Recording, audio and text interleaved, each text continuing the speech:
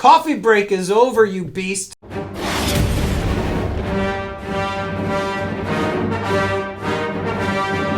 So listen, I posted I don't know if it was like a poll, maybe 2 weeks ago. People have questions for you, and I figured, you know what, it'd be kind of fun to do a little Ask Steve little session here. So I'm in. All right, so I'm just going to get right to it. They're in no particular order, although, where was this one? This one, I have to ask you first. Boxers or briefs from Mikey P. Oh, do I have to answer that question? People, I'm a commando guy. No! Moving right along. Oh. All right, this question comes from Mike Picked, all right? And he's asking, modern proof prospects, a.k.a. numismatic speculation. I don't even know what... Modern I read that proof? One. Actually, I thought I knew the answer to that. Let me see real fast. Yeah. I'm like, what? I don't even understand. He just wants to know the difference. Yeah. Or what that is. So, numismatic spec. Is it worth buying the modern proofs? Yeah. And with potentially a numismatics premium later on? Well, they have that already. So, because in some of the other videos, I explained that they're IRA approved. Yeah. Meaning like the proof eagles and that kind of stuff. Yeah. In the past, the proofs have done well. So, why not? If the answer to your question is what I think your question is, yeah, I think you'd probably be all right with that. Cool.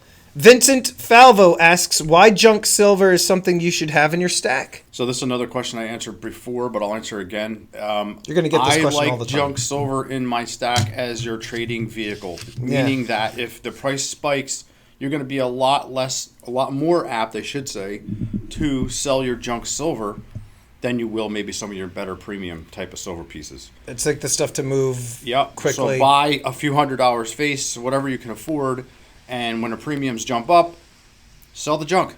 Because you could always get back into the junk, because junk is junk, right? It's not like an individualized piece where it's, maybe there's a mintage of 20,000 or 50,000, and you may not be able to get another one of those. Yeah. Junk silver, you're always going to be able to get that. Yeah. So make that your trading vehicle. That's what I personally do.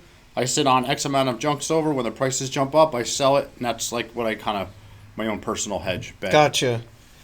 This question, it's not even a question. They want to know your thoughts on the 2022 Beskar bars. Beskar bars. You're going to have to ask Stormy about that one. All right, so Steve defers to me, and I think they are good to buy, good for flipping. Should you stack them? No. But that's basically it. The last batch that just came out did really well, right? Yes, they did. And again, I only bought a few of the 10-ounce bars. I didn't want to tie up more funds in buying 5 of them because I didn't know if they would have done as well, and they did. So they did I regret really well. not getting those extra 2, but so be it. Modern low mintage gold and silver. What are your thoughts on that?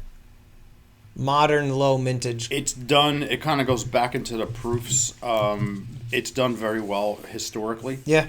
Especially if you could buy it like from a U.S. Mint or something of that nature, and it's a good buy, cheap enough to buy. Right.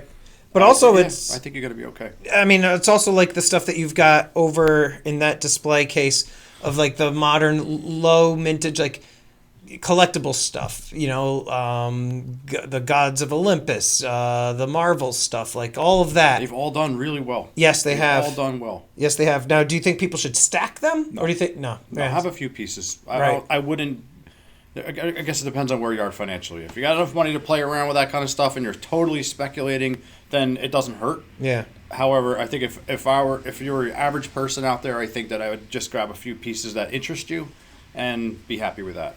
Here's one from Fernando Paularina, and he says, I feel numismatics haven't properly been discussed. I see how many videos posted on junk silver and regular bullion. Your input on numismatics could be interesting.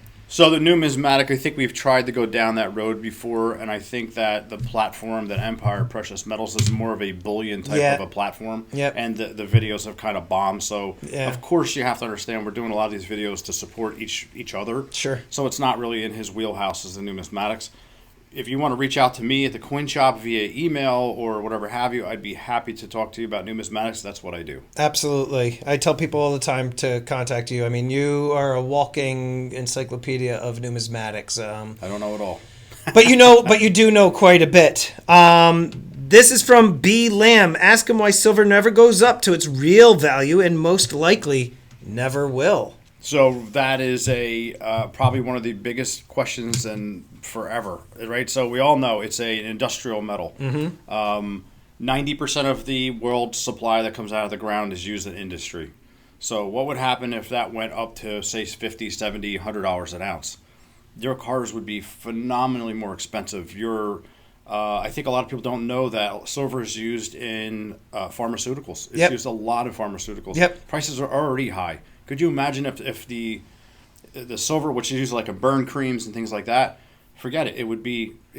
Your cost of living is going to go through the roof. Yeah. So that's kind of the reason why I think it's manipulated down partly. Yeah. But makes sense. It'll get there. I think it'll get there. It's going to take some time, I think. This next question comes from Alan Iverson. Coins like Morgan's, large cents, old ones, and the stock market, silver and gold in general. So I know you're not a big player with stocks. I'm not a stock guy. I never have been. I mean, I have a portfolio, don't get me wrong, but somebody else that's like the manages retirement. that. Yep. It is totally a retirement thing. You're not day trading. Listen, I'm 44. So if my philosophy is this, do you think that that's still going to be there by the time I come to retire, 65, 67? I doubt it. Right. I really do. I have no confidence in it. Right. That's my personal opinion. Let's see here. This is from William Ruth. Thoughts as to what will happen to the price of gold now that Russia is claiming to back the ruble with gold? Do you see gold pricing going higher as a result? Yep. Yeah. Yes, I do. Wow. Yes, I do. And it's not only because of that. There's a lot of other factors around that I think that's going to continue to drive gold. Wow. Do you think other nations are going to try to go back to being backed by gold? I don't think so. I mean, it's a very smart play on Putin's behalf. I'm not saying I'm an advocate for one or the other. I'm totally politically neutral. But, right. The world just attacked the ruble. Yeah. The best thing he could have done, his best counter move was exactly what he did. Right. Back it with gold. Now it's now worth it's got something. some value. You can't say a word about that. I think I looked up this morning, the value of a ruble is like 1.5 cents. Yeah. Compared to the dollar. So like it's another play. If I could get my hands on a whole bunch of rubles, I'd be buying them as fast as I could get my hands on them. Oh yeah, collectible. No, I think because what's going to happen? It's going to go up, up. All over. Yeah. You know that Russia's their economy is going to come back up. It's going to come, maybe not spring back, but it'll certainly recover. Well, now you're getting into foreign exchange trading and stuff, I think I think the ruble is going to come pretty much right back to where it is. Now, my friend Steve Woods here, he's asking you to test some Pant bars and jewelry. I think we'll do that another time. There's a lot of times when I come in here and you have a lot of customers bringing their stuff. Maybe at some point we'll do that. But right now, sorry, Steve, we're going to skip you and do that another time. Mike Chopek says, thoughts on percentage of metals people should have in their portfolio and maybe some alternative metals, copper, palladium, platinum, etc. I love that question. So in a previous video we just did, I actually had an opportunity to jump into some palladium. Mm-hmm. I got it pretty cheap, and I'm not upset about that. I like it as a short-term trading vehicle. It's expensive, but the profits are big and they're fast. Yeah. They can be. So I actually recently just picked up 10 ounces of palladium. Nice short-term vehicle. Copper. Don't stack that. I wouldn't because it's an industrial metal. The prices have done historically well. If you scrap or something of that nature and you can afford to hang on to a few 5-gallon or buckets of garbage cans, that's a different story. Right.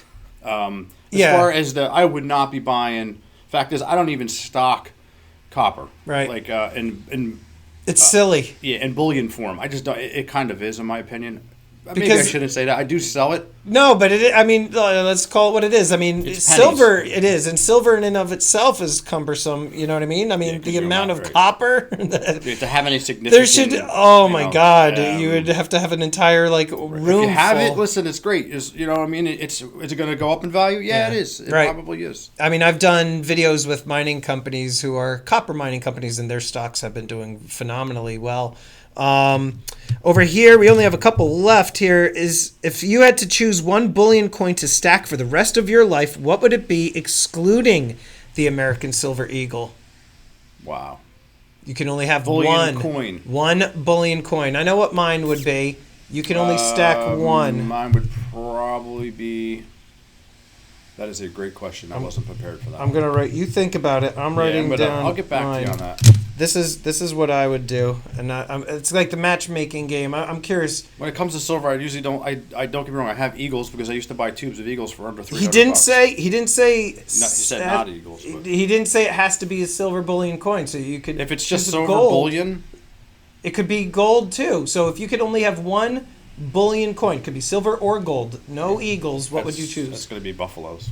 Gold. Ladies, it's a guys. It's a match. Yeah. I wrote Buffaloes too. Yeah, it's a no-brainer in my opinion. Last question. This is from Keegan James. It says, do you think the gold-backed Russian currency will have any effect? Okay, so we just answered that one. So a lot of people were curious about that. Yep. I thought this was fun to do. This is the first time. We'll probably do another one of these again. Yeah. I think there's going to be a lot of people asking more about boxers and briefs. So for the next one, get ready for that. I'm very particular about that. But I appreciate the time, buddy. Yep, be good, guys. All right.